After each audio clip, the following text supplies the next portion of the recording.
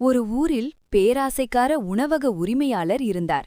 வாடிக்கையாளர்களிடம் எப்போதும் அதிக பணம் வாங்குவார்.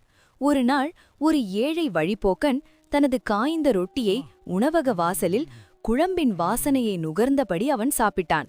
இதைக் கண்ட உரிமையாளர் கோபமாக, என் உணவின் வாசனையை பயன்படுத்தி சாப்பிட்டாய், பணம் கொடு என்றார்.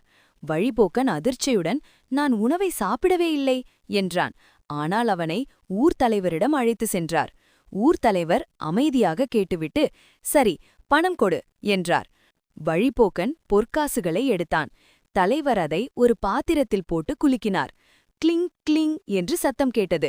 பிறகு காசுகளை திருப்பிக் கொடுத்து உணவக உரிமையாளரிடம் சொன்னார். அவன் வாசனையை எடுத்தான். நீங்கள் காசின் சத்தத்தை கேட்டீர்கள், இப்போது சமம் என்றார். உரிமையாளர் அவமானத்துடன் தலைகுனிந்தார். கதையின் நீதி: நம்மிடம் இருப்பதை விட்டுவிட்டு மற்றவரிடம் இருப்பதை பார்த்து வரும் பேராசை எப்போதும் அவமானத்திற்கே வழிவகுக்கும். போன்று சுவாரஸ்யமான கதையை தொடர்ந்து கேட்க லைக் செய்து மறக்காமல் சப்ஸ்கிரைப் செய்யுங்கள்.